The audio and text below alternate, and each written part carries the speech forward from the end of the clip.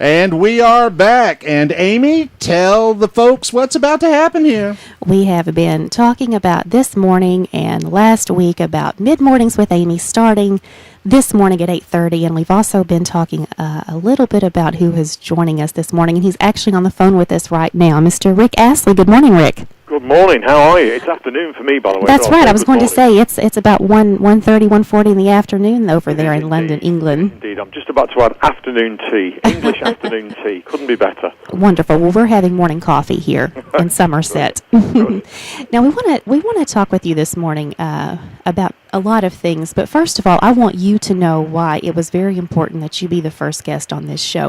Okay. Greg, my co-host this morning in the studio, we used to co-host a segment every Friday night during the fall called Friday Night Live.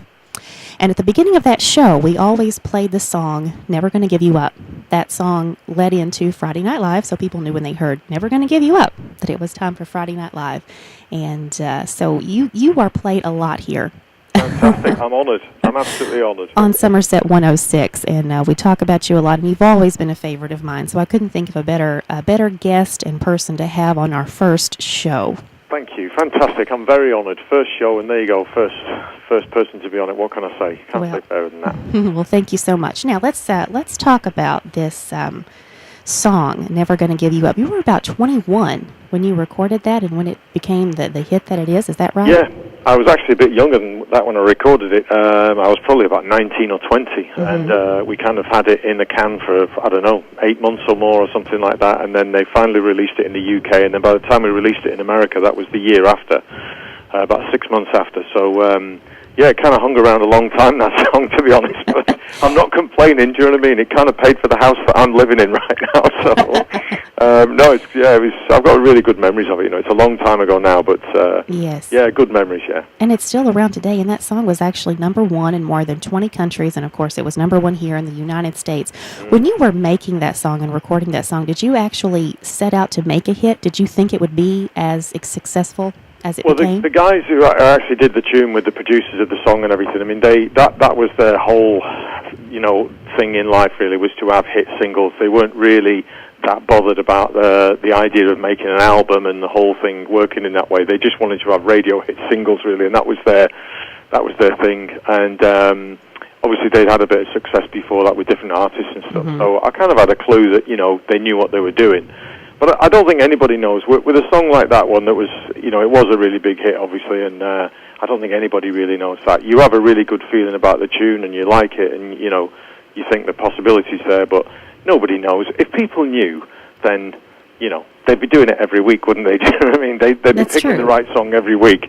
So nobody knows. It's just one of those things. The public, God bless them, they kind of react to things the way they want to, do you know what I mean? And you just never know. So, thankfully I had one of those songs that kind of worked in that way, so, yeah.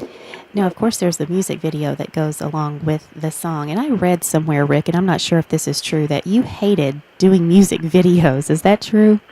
Well, yeah. I mean, if you put yourself in my shoes all those years ago, somebody points a camera in front of you and says, "Go on then, son, dance for us." Do you know what I mean?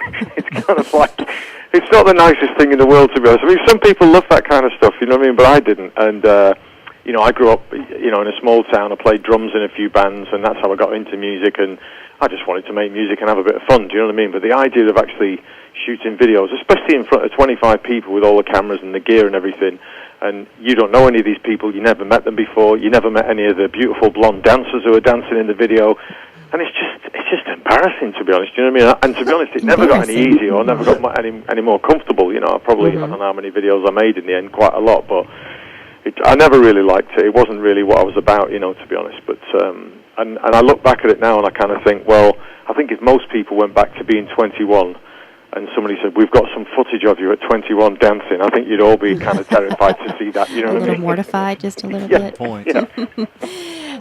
Now, I have watched several interviews that you have done with people throughout the years across the world, and you just always seem so nice and so understated, not It's like an a lot of the... It's an act. It's an act. I just take the money and act, baby, you know what I'm saying? Let's talk a little bit about your life before 1987, 1986. Yep. You worked as a driver and you performed at some local nightclubs, is that right? Yeah, my dad had a little, what we call a garden centre. I don't know what you even call that in the States, to be honest, but like a nursery thing, for plants and all that thing. And it was just a small business. And I'm the youngest of 4 kids, and we all kind of worked for my dad at one stage,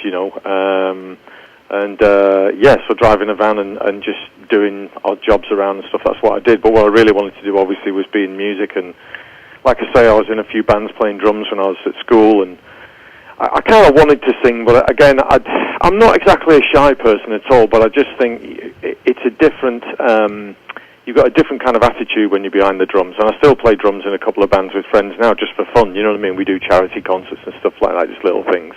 And I absolutely love it. I love getting on my drums. I kind of almost collect drums now as well, to be honest. Really? I've got quite a few drum kits, yeah.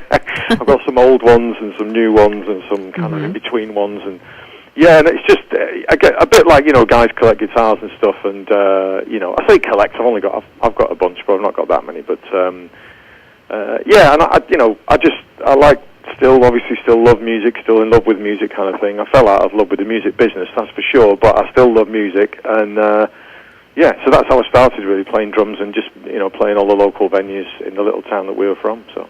Well, what I would like to know is, if you are still so fond of drumming, is there any chance maybe we could see some kind of like FBI reunion? Oh, you've done your homework. Yes, that was the band you played in before. Yeah, I was in a couple of bands, and that was one of them for sure. Yeah, and funnily enough, some of the guys who I'm still friends with in that band, or one in particular that I'm still really good friends with, but another mutual friend of all of ours has just actually he's been working in Spain. He's a chef, and he's been in Spain for years. And he came back because of his kids, really. Wanted his kids to have an English education, and all the rest of it, because they were getting a bit older. And so he's taken over a pub, which we all used to go to when we were, maybe a bit too young to go to pubs, but we still went there. And he's doing really well, and he's going to have music nights, and he wants us all to get back together and play. Oh, so absolutely. I would say yes to that. Yeah, say yes to that. Yeah, that's on the cards, but we'll see. I mean, it's a long... Like I say, I've got a couple of friends, and we just have a little band together and stuff, and we do some local gigs to where we live now, kind of stuff, and we just, the guy who plays guitars is actually a very successful record producer, and he makes hit records, but what he really wants to do is just turn up to number 11 with his Gibson and just rock out. So that's kind of what we do we don't do it enough, to be honest. We can't seem to get together. We got on a good roll at one point, but yeah, we've not done it for a little while, so but it's good. And that's, you know what, that's why everybody starts. Everybody starts just because it's fun. Nobody starts to have a hit. Well, of course you want a hit record, and you want to be in the charts, and you want to travel and do all of that, and obviously make money, but everyone starts because they just get in a garage or someone's back bedroom, or a mum's basement, or whatever it is. The love of music. Because you want to.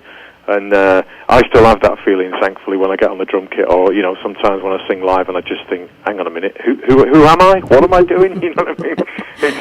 It's good. It's good. Yeah. Now we have to talk about this. Fast forward from your days with the FBI to something called Rickrolled. Mm-hmm. Yeah, it's that's phenomenon, been a bit crazy. and most people know what being Rickrolled is, but for those that don't, it's when you watch, you're watching something, a video of any kind, and all of a sudden, Never Gonna Give You Up with Rick Astley starts playing. How are you feeling? How do you feel about that? Well, to be honest, I kind of got used to it after a little while. I didn't understand it. It kind of had its peak a little while back, I guess, but I didn't really understand it at the time. And a few friends, it started in America, obviously, and a few friends actually who live over there, over your way, emailed me, but they didn't explain it. They just rickrolled me. So you didn't know what was happening? No, they're just sending me links of things, which in the link it kind of says that you're going to see some beautiful woman on a beach, or you're going to see someone score the winning goal in a game of football, or whatever it is, soccer, I should say, for you guys, and what have you.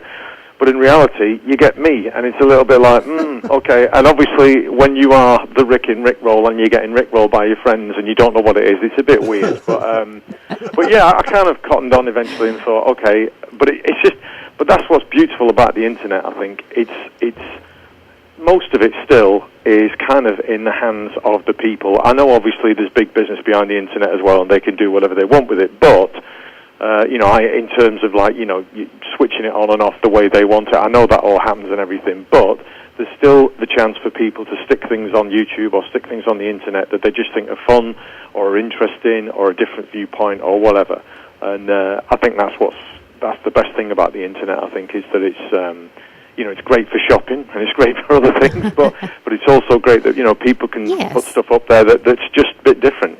So it was kind of weird to get used to, but I got it in the end. I rolled with it. You rolled with it. What else can you do? Yeah, exactly. Yeah, and listen, it's done some great things for me because there's a bunch of kids who know that song, and whether they just think it's a bit of fun or it's they think it's ironically they listen to it or whatever, or then I don't really mind. I mean, at least they've heard it, which is a good. You can't knock that. You know what I mean? There's plenty of bands that would love to be remembered in any way, shape, or form. Do you know what I mean? But it's so easy just to get kind of filed away in some dusty filing cabinet somewhere as, yep, that's you're done. You know what I mean? So I think you will be Rickrolled for quite a while. It happened to me on YouTube last night, Rick, and I wasn't even looking for it. So it's very much alive and happening here. And I want to say that the coolest thing that ever happened during the Macy's Thanksgiving Day Parade was 2008 when you rickrolled the float. That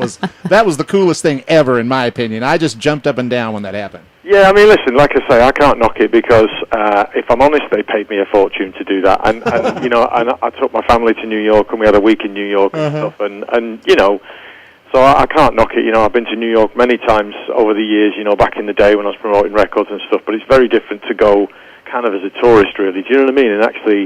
And I really love America. I've driven right across America, and I've been to, not everywhere, it's too big to go everywhere, but I've been to a lot of places in America. Yes. And there's something about American culture for me, which is obviously a very modern thing with music and film and this, that, and the other, that we, on the other side of the pond, as it were, we all grew up with.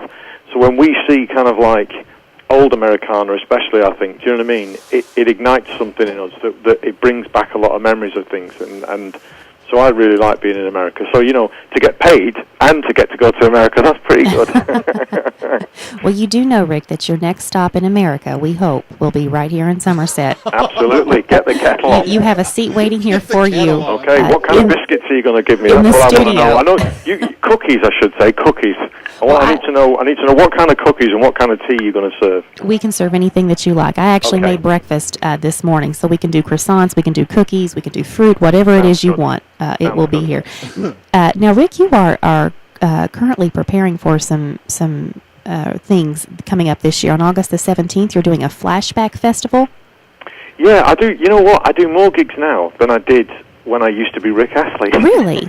Yeah, it's really weird. I know you have a heavy tour schedule this year. I'll tell you why it is, and that is that obviously when I was promoting records and stuff, and I had a really big record label behind me, that's how people made money then. So a record company and the managers and everyone, they all wanted to be selling records. So they want you on TV and they want you on the radio because that's how you sell records. Playing live was just the kind of thing people did to support albums and to play live because it was fun and to be an artist. So I did obviously get to do some of that, but nowhere near as much as I wanted to, really. And now it's the total reverse. I don't really sell, nobody sells records unless you're Adele, you know what I mean? So, not many people are selling that many records, obviously, and I don't really make records anymore particularly. So, but I play live an awful lot more, and I love it, to be honest. And you said you love the music, so you get the music and you get to the drums and no music videos. I get to forget, I've got a wonderful life. Music gave me a great life. Like I say, I've got a wonderful home and a beautiful wife and a lovely daughter and everything, and I am genuinely grateful for what happened back in the 80s because, what I've got today is comes down to that at the end of the day. But I kind of get to relive, a bit like people relive their memories when they go to like a rewind gig or a retro gig or what have you. So do I, do you know what I mean? And I perform with different bands, and some of the guys I'm now friends with and stuff, and, kind of used to know back in the day.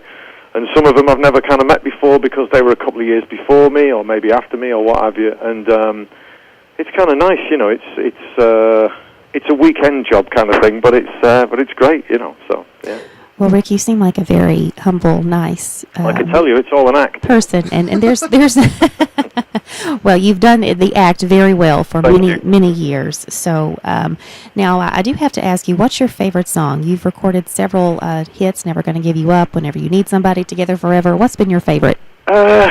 Well, Never Gonna Give You Up has always got a soft spot for me because, like I say, it's my first one. I travelled all over the world because of that song, and And if I'm really honest, that's the one that people remember me for. Do you know what I mean? I think occasionally I sing something else and people go, "Oh yeah, I remember that as well." Do you know what I mean? But that's my biggest song. So that's in a lot of ways. I think I've also got a song called "Cry for Help," which was a top 10 in the States and different places around the world. And for different reasons, I really like that song. The guy I wrote it with passed away some years ago, and I've just got some very good memories about the recording of that song and everything and stuff. And because it's a different kind of thing, it's very different theme and mood from your other songs. Yeah, and I think it just kind of gave me a chance to do something else and what have you. And but I think Never Gonna Give You Up. It's easy for me to say it, but I think it's when you've had a song like that in your life, it's a life changer. It's as simple as that. It is, and it's like you said, not everyone gets that in their music career. Yeah, absolutely. And you got it very I'm early aware on. of that. You know what I mean? I'm grateful for it. At the time, you're a kid, you just blasé about things like that, and you just think, yeah, whatever, 20 countries around the world, number one, whatever, you just take it in your stride. But in reality, that doesn't happen to everybody, and I'm glad it happened to me, so. Well, Rick, thank you so much for talking to us this morning. We appreciate you calling in from over there. And again, you've got a seat here at Somerset 106 anytime you can make it back to the States. And I do have to, speaking of Never Gonna Give You Up, can you sing us into break with just a couple of verses and lines from Never Gonna Give You Up? Like I say, I'm halfway through my English afternoon tea, so I might be a little bit windy, but I'll give it a go. That's Are you ready? Yes, Rick, thank you so much. Bye-bye. I'm never gonna give you up, never gonna let you down. Bye, Amy. Bye, Rick. Thank you so much.